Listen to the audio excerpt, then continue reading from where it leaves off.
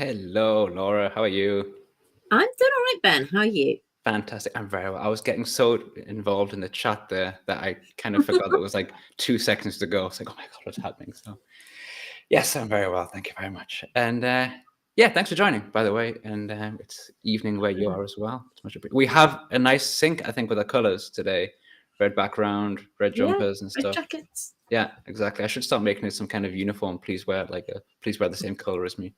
That kind of thing. I'd get it wrong. Do you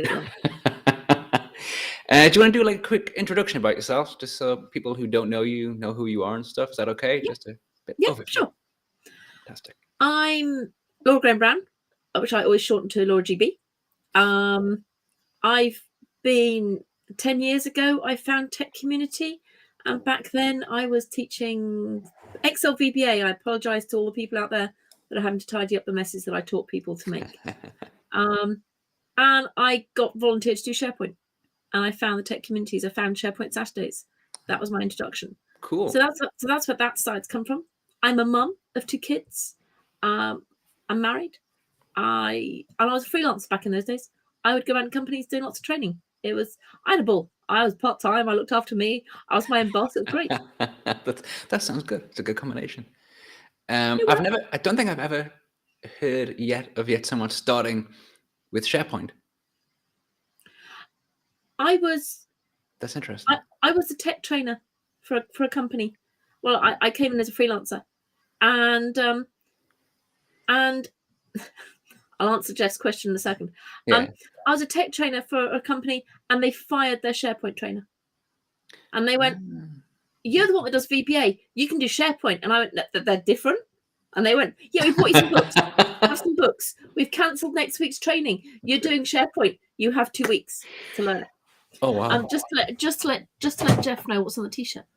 It's okay, and then at the bottom it says, "Oh, my phrase wrong way. To be different." Like it's okay. Love it. Cool T-shirt, cool message. And it's got an elephant on it, and I have a thing about elephants.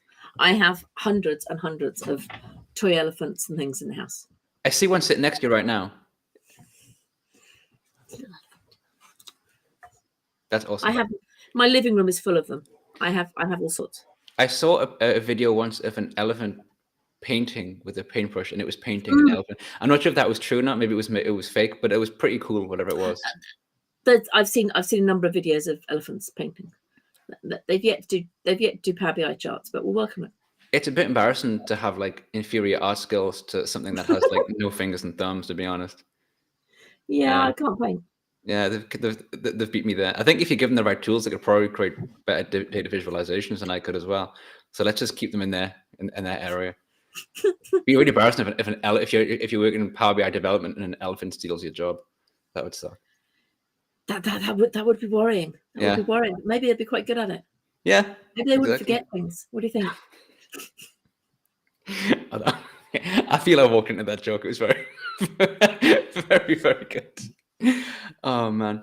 Someone was saying, who was in the chat was saying before they had to do something with paginated reporting or something. Before I get too heavily into elephants and what elephants can do. I don't know. I think Donald saying he has to do something with paginated reports. Anyway, the point is I was doing my bit of research about you before we start, and I was very impressed with the breadth of topics that were covered. It was quite cool. Paginated reports, Charticulator, printing a Power BI report was also a cool one, by the way. But what you have to understand, okay, is my YouTube videos and my blog posts are purely selfish. Purely selfish. So my paginated reports. So I did 12 days of paginated reports. I have promised my family I will never do it again at Christmas. But I had to learn paginated reports for a piece of work I was doing for a client. And the only way I was going to learn it and do it properly was actually sit down and do some videos. So things like my SVG, which was one of my first set of blog posts I did, was because I had to learn it for a project. That makes sense. And one of those things, once I start playing around with it, I think, well, actually, do you know what?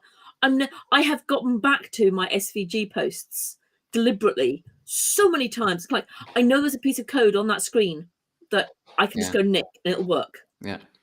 I definitely account for half of my own YouTube viewers. Like if I go through and I'm just kind of like, it's like the number's not that high, still Most of them me. Most of them me. So, certainly the Deneb ones. Someone has commented on one of my Deneb videos the other day. They said, "Oh, really interesting. I'm through to like what 7 of 15." I was like, "Did I make 15 Deneb videos?" See, that's an impressive set of videos. It's like, that's too many. You got to calm down, Ben. So I did. I stopped anyway. But yeah, it's the best tool to have. It's like, because it saves Googling, it saves Binging, whatever you want to do these days. There has been the occasion when I've done the Google, and about the fourth one down is me. I'm thinking, I possibly should have remembered I blogged that, but never mind. I found it. Somebody blogged it, and the fact it was me is just beside the point. Excellent. Yeah. Sorry, I'm just kind of having to skim through the comments here. There's lots of ChatGPT. I can't escape ChatGPT, and I was thinking the other day maybe I should actually not try to escape it, because it's like the new thing that's going to change everyone's life and whatnot. I don't know. I saw there was an awesome post about using ChatGPT to write like comments. Use Tablet Editor with ChatGPT. Yes. Did you see this? This is a great idea. I saw that comment. So I'm just recognizing names in chat, and Scott Sauls there, who is my saving grace to so many things. But ChatGPT is got some really, really interesting things. I did a thing last night with Rory, was hosting a thing on ChatGPT, and I was getting it to write some DAX. And oh boy, can it write really bad DAX. Oh yeah. I started off with I did like a 10-minute thing. I was like, is ChatGPT going to make me redundant? Nah, it's not there yet.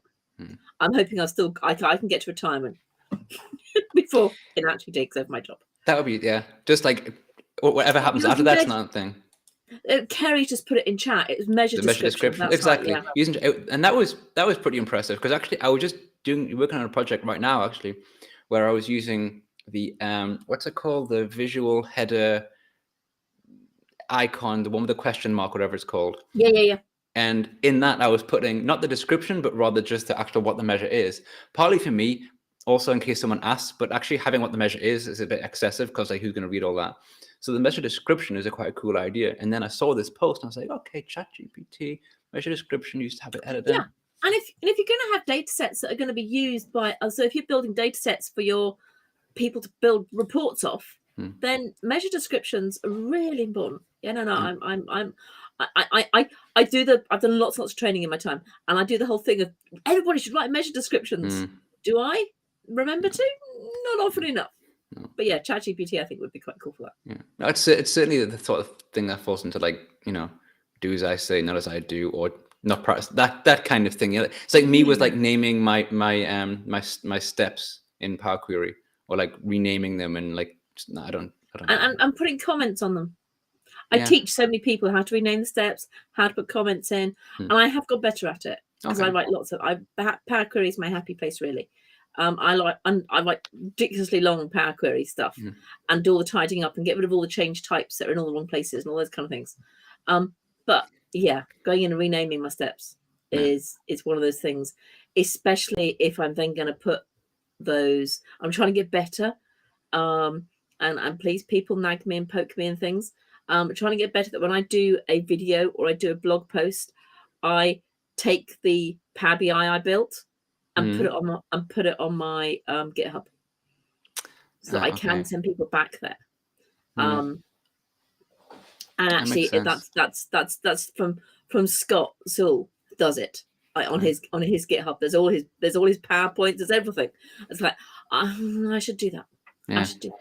Yeah. Oh, well, that's just then we're in a GitHub, which is one of my favorite topics anyway, as in things that I don't use because I can't, because I refuse to learn it because I'm lazy, basically. For me, it's just a public file store. I don't do any of the clever things in GitHub. I have no idea how you do. I do releases. That's about it, because I worked out how to do for one of my things. But no. Some people have nicer GitHub pages than I actually have website. Like this guy, Taze, who works a lot with Deneb, his GitHub, where he has all these different Deneb templates and stuff. Yeah. If you go to it, it's like, it looks like a beautiful website. I'm like, how do you do that? I can't even make an actual website look good. Never mind that. No, I can't do that. I've just seen Jeff's comment. if you have to produce documentation that no one's going to read, then it's an efficient way to do it. Yeah, I can see that. Yeah. So if you have to produce documentation that no one's going to read, then yeah, that's a fair point. Yeah. Anyway, someone said before I tweeted that we're going to be live, and I think it was Bernard said you're the queen of SVGs, and you mentioned before you did your SVG blog series. Let's speak about that because I love me some SVGs. So I got a request from somebody to do a visual, and it would be really cool if we could have a shape which filled up with color. That was the request. Okay. And I thought, yeah, you must be able to do that. And so then I went and looked, and yeah, sure, you can. It took me about 6 posts to get there, though. And that was just a challenge that I saw. And then one of my earliest submissions to speak at anything data-wise, and it was over in Belgium, and it was to do an SVG session. And so I in my naivety thought I'd do this for all my sessions I do. Sorry, I don't anymore. I did blog posts to support it. And so I did a whole series of blog posts to support that session I was doing. So I worked really hard. That's impressive. And so I basically went through a whole bunch of stuff. But I broke it down into, I've been a trainer for many years. So my view is, can I break it down into something that I could use as training notes? So I could walk somebody through the exercises. And I've done a lot of walking people through exercises. I've taught VBA for I haven't for a long time, for at least a couple of years, but way too much. I can do a 2-day VBA course without thinking about it. That's amazing. Wow. Because I know all the exercises I do. I know all the bits I walk through. I know how that fits together. Cool. So that's that. Because I've done that for so many years, I can take an idea and make a blog post. Because I used to get paid to do it, make training notes. Fair enough. Yeah. Cool. Yeah. So I kind of got into SVGs primarily because of Deneb, right? Because you can use the SVGs to create any shape, which I thought was really cool. And someone, I forget who it was, probably Taze actually sent me a link to where you can download SVG. And then there's another website where Kurt from Data Goblins give me this website where you can actually just freehand draw your own SVGs.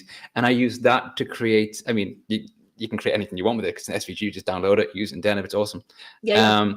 But I used it to create just the points, actually, like the background to like the data labels, and I wanted a specific shape.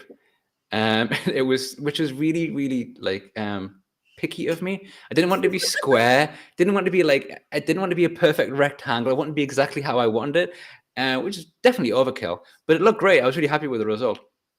So I drew this SVG path and then put it, of course, in Deneb, and I was very happy with the results. But SVGs are awesome, and then also Kerry is agreeing. I think Kerry uses a lot of SVGs as well. Daniel just said he was obsessed with SVGs right now, and I thought he was going to say because of Deneb, but no, he says thanks to the February desk. There you go. The changes. The February desktop changes. I'm going to have to put a blog post out that goes with, because one of the things in the things was it has to be square. And that was just plain annoying. And no, I saw Daniel's thing about it, and no, it's that just changes the way that we can do things. We can do all sorts of nice little charts and all sorts. They don't have to be square anymore, which is great. Great. And Deneb is on my list of things that I have to get my head around. So I played with Charticulator. I saw that. Yeah, I was going to mention that. And that was just that was a stubbornness. So I opened up Charticulator and went, yuck, don't understand that, closed it. And then there was a kind of stubbornness going, I should be able to do this. This should work. So I spent quite a lot of time doing it. And I have to admit, I've done the same with Deneb. Deneb does absolutely amazing, beautiful things. And I've managed to do a few small things and then gone, I need some. So I'm relying on the likes of you, okay? To write me the to-do guide, and I've gone through some of them, and that is this year. It's my aim to do it is to get my head around Deneb well enough that I can play with the SVG in there and do all those kind of things in there. But no, it's really cool. I find it completely addictive, to be honest. And what I really can't get past is that for all the fantastic stuff that people create, from Kerry, who creates amazing stuff, and Andras, I think you pronounced his name correctly. If I'm not, I apologize. Who does like beautiful infographic style stuff with Vega? I can't even. Vega is beyond me. I'm all about Vega Lite, but still, the thing that impresses me the most on a daily basis is the fact that you can create such a nice looking matrix, because it's something that is so simple, but every time I look at it, I'm like, yeah, that's just so much better, you know? Yeah. And sometimes it is just the really simple charts that you can do are the really impressive ones. I mean, one of the ones that they always show in Charticulator is the round, lots of lines connecting up to a big circle. I look at it and think, yeah, it's very pretty, and it's the kind of thing I'd put on the wall. But it's not a chart that I can read and get information from. But some of the like the grids are absolutely. I've seen come out of Deneb and things are absolutely stunning, and I always want to be able to create something that I could teach somebody else to create. Yeah, makes sense. I'm not artistic, much to my mother's disappointment. But I understand this, teaching somebody else to do it. And letting them get away and let them go away and do their beautiful creative things. And if I feel I've started them on that journey, absolutely awesome. It's the best thing you can do for a trainer. Yeah. I mean, I have this issue sometimes as well. I'll make a video. I mean, I haven't made one for ages, but I'll make a video, and then about a month later, I work out a better way. I'm like, oh, man, that's like wrong. What I said, it got the job done, but you can do it this way, which is like so much better. Like, should I make another one? I'm like, you should do another video. Look, here's a challenge, Ben. Okay, I've managed to, for this year, do a video a week. Oh man, yeah, that's really They've impressive. been 3-minute videos. They've been 3-minute videos. So I did I've done Power BI adoption things. So putting Power BI in Teams, putting Power BI in SharePoint, putting Power BI in PowerPoint, that kind of stuff. So 3-minute things. Admittedly, I'm going to run out of 3-minute topics, but we'll work on it. It's really impressive. I think if Kerry's saying "oh Lord" to sorry, I can't speak.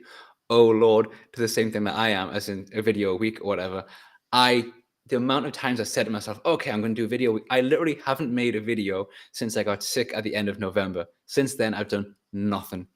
And I really want to. I totally miss it. Sorry?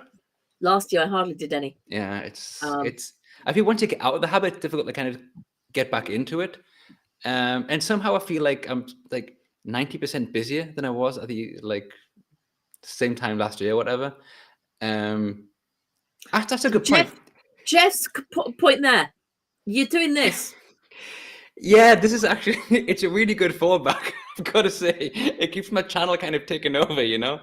But yeah, like this is important. I mean, let's be honest. Me sitting in front of a camera and doing a 3-minute video, which I then go and I swear halfway through and then have to restart. Or I then notice a button I haven't noticed before and I click it. But also is another reason you have to restart recording a video. And all those things that it's, do you know what? 3-minute video, I can actually now do a 3-minute video in under an hour. As in do the prepping it up, and I've worked out a pretty good scheme of doing it. But sitting and doing this requires you organizing people and advertising it and stuff. I just if next Tuesday I don't have a video, nobody actually I think is going to notice. It'll be fine. That's not true. I'm sure there's some people will be like, where's our video? Thinking of editing videos and stuff, by the way. And before I tell you this, just point of notice, if people realize that my face is a bit more pink than it usually is, which is kind of like matching my background color, by the way, there's nothing wrong with me. This is not water, this is gin. And when I drink alcohol, my face just goes, pong. So in case you're wondering, that's why. Recording videos, I got myself into such a ridiculous situation last week. I submitted for the what's it called, the Power BI Summit. Yep. And I did what I always do and decided, you know what, it's fine. I know what I'm going to do. I've got my structure. I'll make the video like the day before, edit it, done, finish, go. Great. Did it in good time. I was very happy. And I then realized, just as I about to submit it, that there was like standardized PowerPoint templates. And I didn't realize this. And I was like, oh, God. I was like, I can't record it all because I know if I start re-recording it, it's going to be terrible. See, Ben, that's where I cheated. Okay, so I did a video for that one as well, but I cheated in one big way. I had a co-presenter, and he's the organized one, so he did the slides. Yeah, maybe that's for next year's what I'll do. I messaged Daniel about this because I was like, what I'm going to do, I've made a terrible mistake. And I realized I could just take screenshots of all my slides and like overlay them on the video that I made. Yeah. Still, I was still up until 5 o'clock in the morning and I was just exhausted. No, don't do that. Don't do that. Yeah. It was like the first time I'd done it. I was like, I'm not making a mistake the first time, maybe the second or maybe a third, but not the first one. I've got to try and prove myself here. I can do it. I can do a good job of a PowerPoint presentation. See, that's why I've had to promise to not do 12 days again. So 12 days of paginated reports. Of course, I didn't do them beforehand. I was recording them over Christmas. So I did kind of first 3 days. So I didn't actually record anything on Christmas Day. Yeah. But then kind of the gap between Christmas and New Year was just full of me doing, I've got to get a video out today because it's day 6 or whatever. Yeah, but it's part of the fun, right? All the stress of editing and whatnot and recording and making mistakes and almost posting a video on YouTube where you kind of stop for a second and then make a mistake and then swear at yourself and then continue going. You just about to press publish and you realize maybe I should just check it one more time before I publish it. Yeah. Or the point at which you put a video up and I schedule it to when it's going to go out, and then I go and look at it and realize that the thumbnail that I've put up there to go with it is just completely wrong. It's the wrong video, and I put the wrong, or I put a spelling mistake on the front, and it's kind of, okay, that's not going out today. Then that's going to go out later. I think the thumbnail is also one of the things that people don't speak about very often, which is also can take so much time for me anyway. So I've got to get this thumbnail relevant, like interesting looking. So people like Gynacube and all those kind of people who have these amazing videos and this stuff, and it's kind of like, yeah, great, lovely, but they pay somebody to do that. I'm not paying them to do that, so I've now got it right. It will have black background, a couple of logos, and title. That'll do. Yeah, and I couldn't. I haven't got enough time. I haven't got enough time to do that. So it's let's keep it simple. Let's keep it really simple. I should do that, to be honest. Be like, I don't really care that much, but still I have this way that it looks and I want to keep it that way. I almost changed them, but actually Kerry said, no, they're fine, keep them the way they are. I almost decided to not to do the whole, standard person with a white border around their head and stuff, but just change them a little bit. And I was like, should I change it? Kerry was like, no, I can keep them. So okay, so I'll keep them. But so nevertheless. Mine used to always have Lego characters in. Yeah, that's quite cool. No, that's right. I'm going to list Lego characters for a bit, but actually, I have so many Lego characters. I probably should bring them back. Yeah, Legos. It's a nice thing to have. I did a session for a client, and I kind of just saw it as a normal me doing a conference, and up to then it's like me doing a conference. I'm normally a volunteer. You think you're lucky if you get a nice speaker present. And they went, so what's your fee? And I went, I don't know. I don't know what my fee is. Thinking, I don't know. I went, the last time I got paid for speaking, I really should have put my trainer hat on and gone, no, Laura, this is training. Charge them like you charge them for training. But I kind of went, no, this is speaking. I do that for free. So I went, well, last time somebody gave me some money towards Lego. And they're, oh, okay. What kind of Lego? What's on your wish list at the minute? That's cool. So I mentioned 2 sets, thinking I was expecting kind of like a £25 Amazon voucher. Yeah. £400 worth of Lego arrived the next week. That's amazing. I did a 40-minute session. I'm doing the wrong job. I also like the idea of getting paid in Lego, by the way. Yeah, I'm not sure the tax man would take it, and I'm not sure my husband would appreciate me just being paid in Lego. Oh, I love it. That's really cool. Sorry, this is true. I sometimes there'll be like a bunch of headshots, and then they use my LinkedIn profile photo, which is this kind of me with the headset, with this ridiculous smile on my face. Which actually, that photograph was taken it was just a screenshot by a colleague of mine. We're having a Teams call at work, and I think I have no idea what we're talking about, and I made that face, and it just came in the chat as a screenshot. I was like, you know what? I'm taking that. I'm going to use that now. So that's my LinkedIn profile. I don't know. It's quite cool. Jeff, we can't have £400 worth of weight of Lego. And actually, I'm thinking about it. I have a whole stack of boxes up to my right, which is just full of Lego. But yeah, no. Yeah, that would be quite cool. Fun. I have no idea what pounds is in kilos or whatever, but it's a lot, right? Yeah. It's a lot of Lego, basically. It's a lot of Lego. Speaking of Lego, the Power BI quiz starts up. I don't understand the connection. Speaking of Lego, the Power BI. Can we win Lego, Donald? Can we win Lego at the Power BI quiz? That'd be cool. Is it going to be like a Power BI Lego theme? I don't know. I have to explain that one, Donald, but I'll put it up there. It'll be the Power BI quiz. That's a good point, actually. I haven't seen that for ages. Must it be under new management or something? But see, I these things just worry me. I'm really bad at quizzes. I'm like pub quizzes. I'm just appalling. The idea of doing Power BI quiz, I'd get it wrong. I can see this coming. I would do it under like a pseudonym or something, so I wouldn't want to like have the deep shame of getting like 0 out of 10 or whatever. Yeah, living in fear of revealing my ignorance, you know. Yeah, as long as I don't mean to. I don't have to know DAX too well or anything like that. No. Just these days, you just get ChatGPT, and then you're fine. You're fine. I was going to ask a question. Like good DAX. Yeah, that's a good point. And maybe if the question was describe this measure, then you win. We can do that. Oh man! So going back to the whole Power BI new release thing, was there something that stood out? I mean, for me, the only thing that I really care about in this February release is, I know SVG is a nice thing, but for me, it's the page navigator. I've been banging on about this for like 1 year now, that the page navigator was just useless. If you had page navigator and you use drill through, obviously you hide the drill through page. Oh yeah, have they changed it? Yeah, you can just select whichever page you want to be. It's either. Oh, nice. Yeah, nice.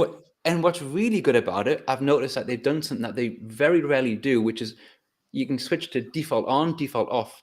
So if you have like 15 pages and you want to only show like 3, you can just default off and select the 3 that you want to see. Very nice. Good. Yeah. No, for me, the thing that came through in this update is a really simple one. Is the conditional formatting allows you to use words. Doesn't have to be numbers. Ah, okay. So you can have those urgent ones go red. Yeah, that's quite cool. Rather than having to have that little table that you look up urgent and it makes it a 3. Or those stupid things. I never thought about that. That's actually a really good one. That's true. The number of times I've had to go and it's like, well, no, it can't be that. I mean, admittedly, I hate writing conditional formatting rules. I write measures because it's easier. But if we're going to write rules and I'm going to teach people to write rules, then using words makes sense. Yeah, it does. That's true. Because there are so many use cases of that in business where you just want to see like one word pops up, and yeah, that's quite cool. Okay, I can teaching that to people when they're beginning of their Power BI journey, and this is the first time they do it. They go, well, no, I want those ones to be blue. You're kind of going, well, yeah, but it has to be a number. And after the slicers changing, that must have been a couple of updates ago. They know when you change a slicer to be a drop down, it's no longer under that arrow, that little drop down arrow. Yeah, which is great. Apart from everybody looks at me slightly confused as I go for the drop down arrow, and then I go, oh, it's not there. It's somebody over. They think I'm dumb. At first, I didn't like it because I was so used to it being there. Like, I get it; it kind of makes everything in one place, and because I'm still not a fan of this. It's not new anymore, but the new format, whatever page. There's so much in there. The format pane, the things are just hidden in the wrong places. It's like somebody rearranging your kitchen cupboards. Yeah. It's just wrong. But thankfully, unlike your kitchen cupboards, it's got a search box. But I mean, yes, you're absolutely right. And I don't want to go on about something that's quite old now, and I'm very, very used to. It was just that when they changed it, not only did they change where the stuff is located, they also changed the name of some stuff. You know, so you couldn't search what you wanted to find because they renamed it. I was like, come on, man. Give us like 2 months before you rename it. Yeah, don't rename things as well. And they've also hidden things under different layers. So now background isn't at a top level; it's under something else. Yeah. And it's like, so I had that change come through, and I didn't even think about it. The update, the Power BI update came through, and I think it was the day after I ran a dashboard in a day. Yeah, classic. And it was just everything, but it's different and it's wrong. And I'm thinking, I'm okay, fine, that's the way it is. But I'm just going to apologise all the time here that the notes aren't up to date. Just go with me. 100 people telling me it's wrong. They should give you like certain people, I'm not sure, like MVPs or whatever, some due notice so they can update the screenshots like a week in advance or something. I don't know. Yes, we do get some notice of things that are changing, but that requires me to go and look and be ready and prepare. Yeah. It wasn't going to happen. That's a good point, actually. I say that assuming that people are like so prepared, and I've just told you about like leaving things until the last minute, like big presentations and whatnot. So it's very true. It's good true. Hey, look, I'm feeling really good that I've managed to write. Today I wrote the presentation for a session I'm doing at a conference next week. I'll change it every day between now and then, but I've at least written it. Yeah. And it's even on the right slide template. It's very impressive. That's it for the year. Okay, guys, that's it. That's the one. I've been in situations when people are like writing and they're doing some, I'll just make this small change to my already finished presentation. Like they're doing that as I'm starting to write my presentation. I'm like, what are you doing? Like, how? But there's things like don't before you're about. So I'm sat watching the previous session, and I'm sat there just looking at a couple of things. Don't think, well, that's a stupid name for that database. Let's rename it. Been there, done that. Love it. Then all the bits of code I had that I could copy and paste in, now we'll have the wrong database. It was just kind of, why did I do that? I got to bring this come from Kerry. I had to do training with people using different format panes. Yeah. Nightmare. Yeah. Absolute nightmare, because you end up having to demo everything, and it's almost like you almost kind of want two versions of Power BI up, and that's just hard work.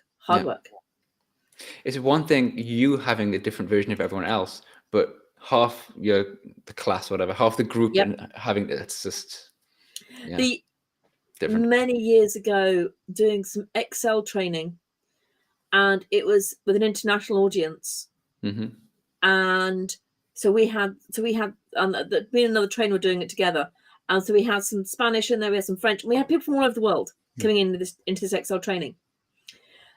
The Excel functions were spelt differently, which kind of made sense because different languages, but then the parameters inside it were in different orders. And it's just like going, what? Why did they? Yeah, that's just unnecessarily awkward, right? Yeah. It's like designed. It's just designed to upset people. It made that training really interesting. Thankfully, the other trainer spoke French and English fluently, so French and Spanish fluently. So she kind of went away and just looked things up on Google. But it was kind of no. I very rarely use Excel these days, and I always warn people when they call me or ask me a question in Teams, can you help me with this in Excel? I'm like, you're making an assumption here that because I'm good at this thing, I'm good at this kind of sort of related thing. But I have noticed this week primarily that it's still surprisingly easy to impress people with fairly basic Excel skills, and that took me by surprise. And what I'm referring to specifically is pivot table with slices, basically. And pivot tables have always frightened people. And I taught pivot tables to one particular company. I did it on the Excel introduction course, and they were all fascinated. Wow. That's what we did, but that's what they needed. Yeah. And I thought teaching a pivot table was easier than teaching them COUNTIF and SUMIF, which is what was the alternative. One of my kids, aged 10, I think they were, went into school with some things that some data they'd collected from cars going down our road. It was a project they had to do, and they had a pivot table. And the teacher went, oh, and the teacher knew what I did. And the teacher went, oh, well, that's very clever, thinking Mum did that for you. And they said, can you do it again? And my kid then went through and taught them exactly how to do it all over again. Which cool. The teacher came back to me and said, I think they thought I knew how to do it. They didn't understand. I had never seen a pivot table before in my life. Amazing. But people think they're complicated. Yeah, I suppose the way they behave, they are quite impressive in a way. It's quite a simple. I mean, for me, it's quite a simple concept. But if you've never used them before, it would be quite a barrier. But I was thinking that generally, sometimes I'm quite surprised at the, and this is not to sound like being a dick at all, but sometimes I feel like instead of like people learning like more complex stuff, really across organizations, it's really difficult to bring everyone to kind of like a level that you think everyone should have. Doesn't matter what role you're in. Like if you're using Excel to bring people to a level where they can just create I mean, what I was doing, by the way, I was connecting to a Power BI data set and creating a pivot. Ben, if you've never seen that done, I mean, it's really simple to do. I totally agree. But if you've never seen it done, it's quite complicated. Of course, I agree with that. Sure, yeah. So I saw the comment from Jeff put up about Win saying people rock up to training with Power BI app and not Power BI desktop. Yeah, I mean, Microsoft are naming. Let's be honest, they just shouldn't. Or we should get to vote on it or something. True. Well, then we'd have Power BI book, Power BI face or something. But it's really simple. Some really, really simple stuff. I went into a company and they asked me to do some training in the department a long time ago, and I was doing Excel, a lot more Excel training in those days. And they said, well, this particular lady needs some help and support. And I went, yeah, sure, fine. I'll do some one-to-one with her, etc., etc. What she was doing was she was typing numbers into Excel, pushing them into a calculator and getting the total and then typing in the total. Wow. And she didn't understand that wasn't what she thought. Excel was great. In fact, it could sort things and things, but she really didn't understand that it could do calculations, and it wasn't that long ago. Yeah, I mean, to be honest, I'm not sitting here and saying that everyone should know this level. It was 2011 when I started using Excel in the way that Excel should be used for. I mean, as in creating, calculations and all that kind of stuff. Before that, I was using to build lists. I was working it's a good lists tool. Yeah, it's great. Very good. And we were using it to basically track sales of. I've just seen the power face. Sorry, that's a good comment. Oh man, absolute classic. What was I saying? We were just using it to track sales of a particular product and what the status was. So we just manually type stuff in, and I changed job, and I started learning about VLOOKUP and all this type of stuff. And so I really do understand. That was like 12 years ago. So I absolutely understand that the general knowledge of Excel is quite low, is maybe the wrong word, but quite basic, maybe is a better way of saying it. But I think that's the should be the biggest challenge or the biggest thing that many organizations should face on. Not get many people as Power BI licensed as possible, and so we can learn this BI reporting, but actually the first step to bring them up to a certain level on Excel, because that's what most people will actually need on a day-to-day basis, is actually to use Excel. What I find fascinating is, it's probably not true so much nowadays, but how many people come out of school, come out of university, they understand Word and they understand PowerPoint because they've used those for presentations in school and homework, but they don't understand Excel. Yeah, that's true. It's a good point, actually. And it's I find it fascinating that it's just not there. Yeah. It's the gap that's there. I mean, I kind of vaguely understand that. Yeah, I think it's perceived that you only need it if you work in maybe finance or something, and if you maybe that's the perception. I think for me, I often think that now things like Microsoft Word doesn't really belong in a CV, right? Because it's Word. Most people can type a document right? Or am I very wrong? The only person I would expect to see things like that is if it's somebody who understands advanced Word. So, and if you've seen a legal secretary do the work that they do, it's absolutely stunning. And I've got a couple of legal secretary friends who they are the people when I go, right, fine, there's got to be a way to do this in Word. I can't work out how to do cross references or whatever, blah, blah, blah, blah. I go to them. Basic Word, basic PowerPoint, everybody should know. Yeah, true. Yeah. The suggestion up there about perhaps we should be using Excel in maths class from Donald. And I totally agree. I think we should be using Excel in maths class so that people can understand what's going on. Yes, mental maths is great. Mental maths is incredibly important. But also being able to type it into Excel and get an answer is also incredibly important. I mean, my daughter's 9. She's in school. She started like computer club and stuff, you know. What I get quite frustrated about my daughter's education is that they'll get graded sometimes on, or they'll spend time or too much time on stuff like handwriting. So I understand that it's important to know how to, you know, write legibly, but I would much rather they spent some of that time on this, for example, like using an Excel in class, because I think handwriting as a skill is much less important than it was 30 years ago. It's important to know how to do it, but maybe not like you need to write really wonderful cursive. It's just I'm old. I'm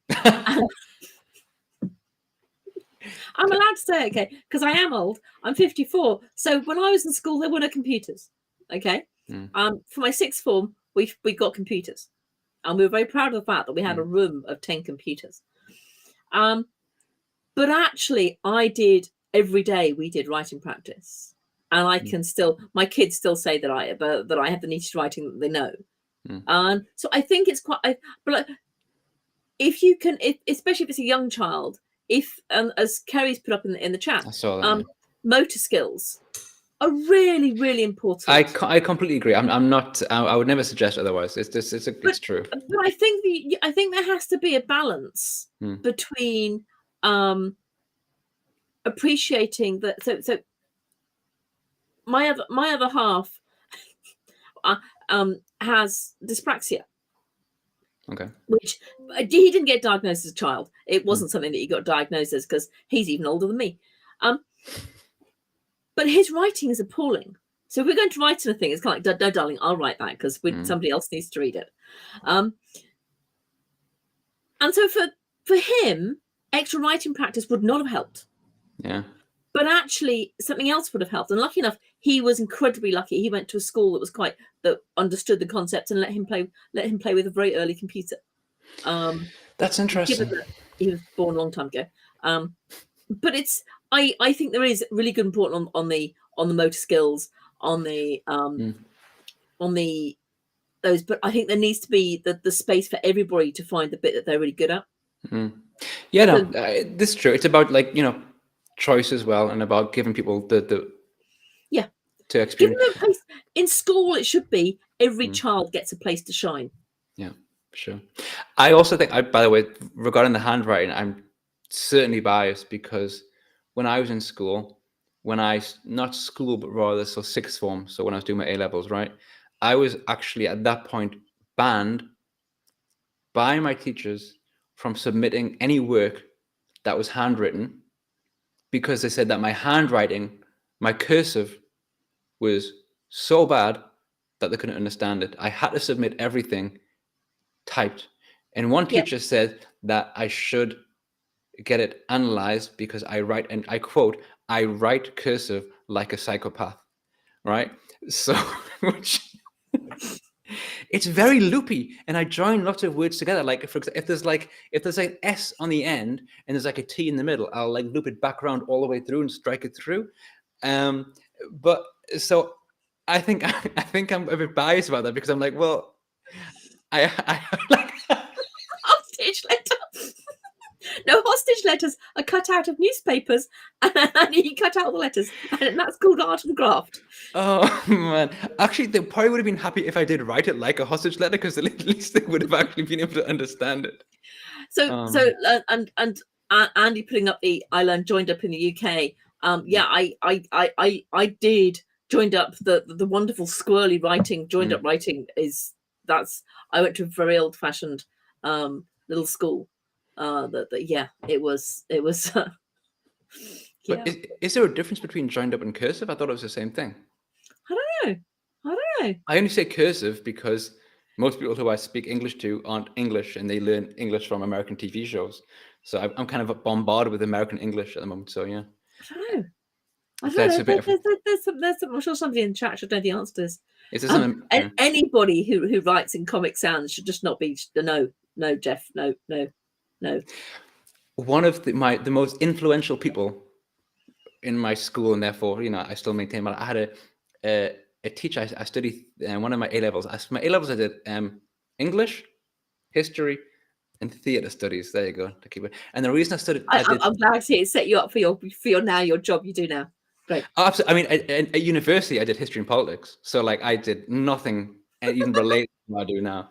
But I did theatre studies because I was a kid. I was like really, really shy. Yeah. I couldn't, and I needed to like force myself to be less shy. So I studied theatre or performing and stuff.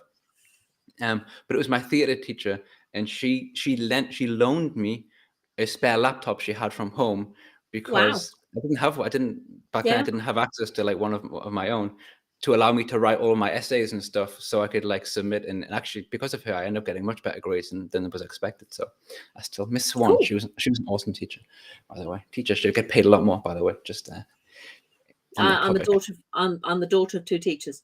So yeah, okay. I've lived in a house of I did the stress of A-level grades from about the age of 5 because my parents were both senior school teachers, and so we did the stress of A-levels every summer.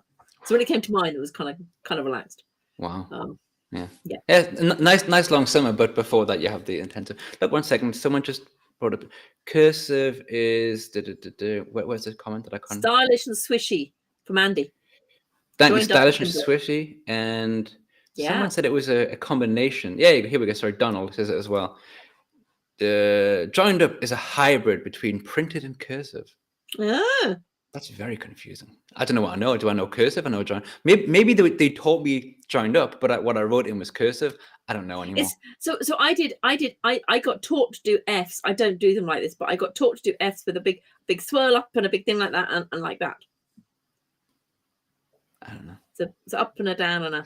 If only there was a way to like use like a pen, and we could draw on the screen, so we could like show examples of how we'd like you do. And I was thinking today, actually, by the way, maybe this will make Jeff happy, because we're kind of getting off subject, and you're off topic now, Jeff. It's always good to get off topic, I think. I'm pretty sure I remember, and I'm not sure if there's anyone of my rough age in the chat who grew up in the UK. When I was in school, getting taught how to write, there was a program where there was like a floating pen with a black background. Oh, yep. Do you know what I'm talking about? Fantastic. Yep, I do. I was honestly interested in what I'm talking about, because I was thinking about that today. I was walking the dog and just popped into my head. And I always remember that it would speak as it was doing it. And the one I remember is always the end. It was always top to bottom, up and over and down. And it had it with that. And that's how I remember learning how to write. See, there you go. Daniel's with you. Daniel, Laura, fantastic. Love it. And that's what it was. That's all it. Yeah. Right. And I'm happy about that, because now we also went off topic, which kind of makes Jeff a little bit happy. Makes Jeff. We brought elephants in. That's off topic, Jeff. Elephants is off topic, yeah. But actually, maybe I can, speaking about Jeff, I can use this time to ask Jeff's favorite question, which he hasn't posted in the chat. He always posts this question. He always posts, Jeff, if I get it wrong, I do apologize. He says, what's the one thing that is currently missing from Power BI that you'd like to see added? Jeff, if I got that wrong, I do apologize. What's the one thing missing from Power BI that I'd like to see? Yeah. Oh, it's really simple. Really simple. When you're connecting to an Excel file, the Excel button, can it have a little drop down, please, that says Excel Online? That's a good one. not just Excel local. Because when I teach Power BI intro, I go, right, okay, fine, guys, we're going to talk about putting an Excel file on SharePoint. We're going to connect to it. So which button do you think we press? And everybody goes, the Excel button. I go, don't be silly. It's the web button. Yeah, that's a good. I like that one a lot. I never thought about that. Yeah, good. So can we have that one? Simple, to the point. Fix that for me, please. Very effective.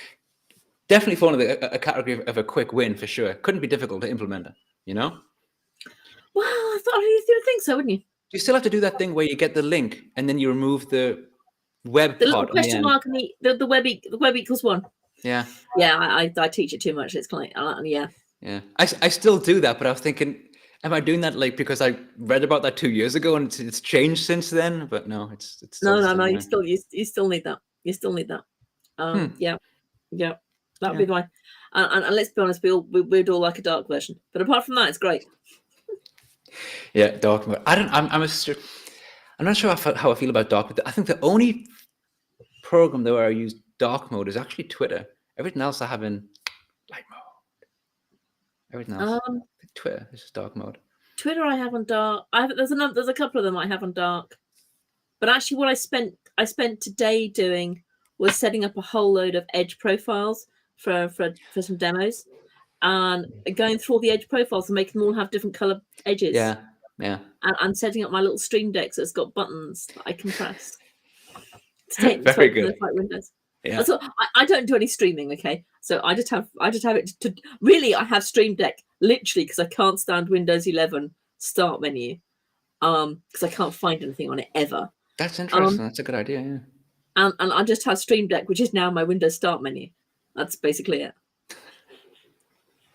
I think I have my Stream, and I really think I massively underutilize it. I use it more now because I can integrate it with Teams, as everyone was posting the week. I've seen all the posts about that. I haven't done it yet. I tell you what, quite frustrating though, is that so I have my Stream Deck linked to a USB switch, so I can switch it between my work and my private computer. And of course, I use Teams a lot more on my work computer. Yep. I set it up. It worked, and then the API functionality just disappeared from my Teams Twitter, but not on my private computer. And I heard that they did that because there was some kind of security concern. Not my work personally, just generally. And some versions of Teams it's just disappeared when they're working on some kind of solution. It was very annoying. It was there for like a day. I used it twice, and then it was gone again. Kind of sucked. So I in my mad enthusiasm, before I started working for consultancies where it just seems to happen by default, I signed up for the Teams preview. That was a bad idea. It just seemed every time I opened Teams, it broke. Yeah. And there's nobody here I don't think there's anybody here on chat that's going to blame me, but I get blamed for breaking everything. I was at a conference once, and Western Europe Azure went down for the whole morning. And everybody blamed me. It was just like the joke was Laura broke Western Europe Azure. And that's awesome. I don't do Teams. I've never done Teams training apart from one half-day course, which I did for one client who I'd done loads of other training for. And they said, Laura, we want some Teams training. We like your style of training. Please come and do it. And I went, yeah, sure, fine. Thinking, I don't know what to train on Teams, but it was fine. I didn't have to do it because Teams went down for the afternoon, so it was fine. So it saved you, basically. Yeah. So you probably did do it then, actually. Yeah, I think I probably did. I put out a tweet going, is there something wrong with Teams? And I immediately got a reply back like within seconds going, you broke it. Okay, no. Oh, that's awesome. Love it. Yeah. Oh man. But my Stream Deck thing is, for me, I wish, like, this thing that I use for the live streams called Restream. It's great.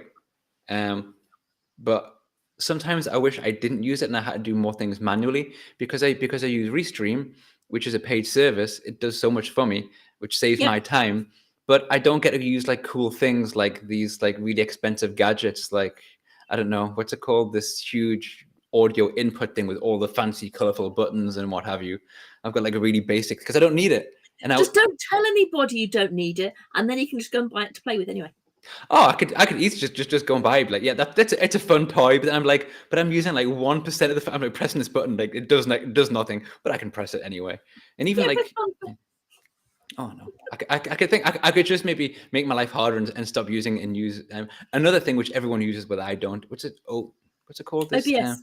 OBS. I haven't got the it's patience for me. I haven't got the patience for it.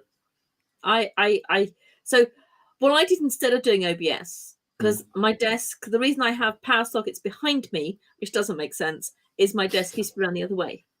But then I've got a whole room behind me, which I've then got to keep a whole room tidy.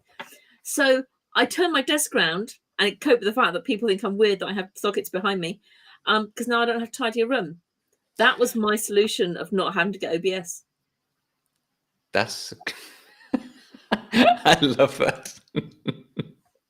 Yeah, makes sense. Which my other half thought was complete madness. But thankfully he helped me do it. I mean, when he first came on the camera, I was going to comment on the number of sockets behind you. I thought it was very impressive. I mean, you've got a lot of. Yeah, it carries on. It carries on down the wall over there, and there are way too many sockets. I used to have 2 desks here. Back in the days when we used to have a couple of printers. I had a laser printer. I had a dot matrix printer. I had a couple of computers and all sorts of stuff. Because when the kids were at school, my kids are now adult. They've left home, and I needed all the plugs. I don't anymore. Yeah. It was before the days. Those went in before. So some of them have been changed to have USB charge points on them. But this was before the days of USBs on computers and things. So you needed loads of charge points for everything. Yeah. That's my excuse. I'm sticking to it. That's fair enough. Reasonable. I get confused when I go back to the UK now and I plug something in. I forget that the plugs in the UK have the on and off button. So I'll plug it in, I'll walk away, I'll go back, and like an hour later, it's like, why has nothing happened? Because I forget to switch that on button. You got to do that. Yeah. Well, we're paranoid in the UK that things will blow up. So you have to unplug everything, and you have to turn all sockets off and all sorts of things. But apart from fridges, we trust fridges to not blow up. For sure. I realized, I'm not sure if this is still a legitimate concern, but I was brainwashed by my mom to be terrified of Christmas lights. Because I remember every year she was like, "Oh, no, but don't plug them in; you'll be electrocuted." So now at Christmas, I treat Christmas lights like the most explosive things in the world. I'm not sure if it's old Christmas lights. So old Christmas lights, which were shoved in a box, put in the attic. The mouse set through them or whatever, and then were pulled out. Yeah, that's and onto a tree that is ready to ignite. And they're going to do sparks. And oh look, you've got a tree on light. It's great. Yeah, I suppose it's if it goes up, you get a very brief festive moment of lights before it goes. But I think it shows that. I find I'm a strange generation where I have these 80s memories of like really, like old school stuff, like very analog and electrics that would just explode and stuff. But now I exist in a world where that doesn't exist anymore because there's like modern EU safety standards and whatnot. Yeah. Strange thing. Yeah. I enjoy it. Sometimes I've got to take a step back and I laugh at myself, but I do question. I'm like, is that still a concern? Do I still have to like treat Christmas? I mean, I'm not going to lick them. I should be okay, Yeah, but it's old sets of Christmas lights. There were people who had to. There were people who got electrocuted by their Christmas lights. I can imagine. Can you bring out Andy's note? Yeah. Did you have to learn to wire a plug in O-level GCSE physics? Yes, I had to be able to wire a plug for my O-levels. This is a really interesting point because I didn't learn it in school, but I learned it from my parents. So for me, wiring a plug, fixing a wire is like a really basic thing to do. But what's really strange is here in Germany, I'm not saying people can't do it, but for example, my wife bought a lamp, okay? Yep. And the dog chewed through the wire, like immediately. It was still a little puppy, just immediately chewed that thing. And it was sitting around for like a year. And she was like, "Oh, I'll get an electrician to fix it." I'm like, "You do what?" She's like, "You're not, I can fix it." She's like, "Oh no, it's like it had electric." So I was like, it's okay, I'll go and get the part. So I went to the local, like whatever they're called, the Hardware B&Q. shop, yeah. Yeah, hardware shop. Thank you. And I asked the guy who worked there. He said, I need to buy this part?" And he was like, "Oh yeah, but you need an electrician." And I was like, "Yeah, okay." There's this really, the plugs over here in Germany, they aren't built to be unscrewed and stuff and to be plugged back in. So I had to like, it's not a really standard thing to do, to take a plug, just cut it off and then rewire it. It was really, because for me in the UK, it's really a normal thing to do. I got probably the top end of my brownies, but I'm pretty certain the brownies did rewiring a plug. Yeah. And they were 10. Yeah. It's not difficult. And Andy's put a comment. Andy's put a comment in the chat saying in the 80s electronic devices didn't have plugs. Yeah, I can remember them coming without plugs. They came without plugs. I don't understand that at all. You got to explain that one. You had to put your own plug on. Oh, really? You had to actually install the plug yourself? That's so interesting. Yeah. I can. Yeah. No, it's. Yeah. I love that. So you buy the device, it will come with no plug, or it came with a plug, but that part was your responsibility. That's awesome. Yeah, I like that a lot. I can remember. I mean, my dad taught me to change fuses and those kind of things. Yeah, and that's just Jeff just said that plugs in the UK have fuses in them. Do they still have fuses in them, by the way? I haven't been there for like quite a while. Yeah. Yeah, you still have the lamps will have 3 amp or 5 amp, and most of the plugs will have 13 amp. This is I'm talking about plugs, by the way. It's so good. One thing, this is probably such a mundane comment from my side, but I find that plugs in the UK are much easier to get in because you've got the 3 prongs, and the top one in the dark, plugging one in Germany in the dark is like, it's like this, like, where the. So yeah, I was it Germany? I think it was on a trip to Germany. So I think I was at Collab Summit. And I basically had to the next day turn around to somebody and go, "Can somebody else plug this in, please? Because I just tried and it's just not working. I can't get this to work." Yeah. And they all thought I was daft. You have to really earn your electricity in Germany, you know? Yeah, you have to. The sense of achievement that comes with plugging something in. Yeah. Oh, amazing. Love it. I have to bake a cake for my kids' school tomorrow, so I'm gonna have to slowly wind things up. No, now you have to tell us what's in the cake. Why do you have to bake a cake? It's well, so they have more frequently than you expect to have these days, where everyone just takes in cake and they all sell bits of cake for 50 cents. Oh, okay, yeah. It's a cake. They're like a Kuchen bazaar. It's called like a cake bazaar. Is that like a bazaar? BAZ. Yeah, in the UK, it'd be a cake sale. A cake. Sorry, thank you. A cake sale, and yeah, this is such a thing. Trying this trip Brilliant. That's accurate. But it's good. Quite often it happens that we don't talk about Power BI very often, but this is a good point. It's the first time we're talking about Power and a little bit of BI. Great comment, thank you. I will definitely have more gin. So the quality of the cake. We expect to see photos of the cake, by the way. It won't look great. We expect to see proof of the cake. I'll do it. I'll post it. Maybe I could live stream me making the cake as well, but that'll also include a lot of swearing and me just eating the mixture from the bowl. Yeah. Most cakes that I make. You'll buy the cake tomorrow if you do that. No, that's true. I'll use a separate spoon each. I won't double dip with the spoon. I'll use a new spoon each time. You know. Get your own spoons. I often think that the cakes that I make would end up being like 25% bigger if I actually just left all the mixture in there. You know. Because it's just so good. But it wouldn't be so much fun. It would not even close.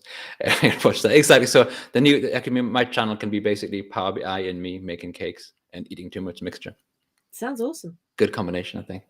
Laura, thank you so much for joining. It's been thank you for having me. Pleasure talking to you and learning lots of stuff and talking about plugs and power and all. I always say that it's about Power BI and data and all the other stuff that comes up along the way.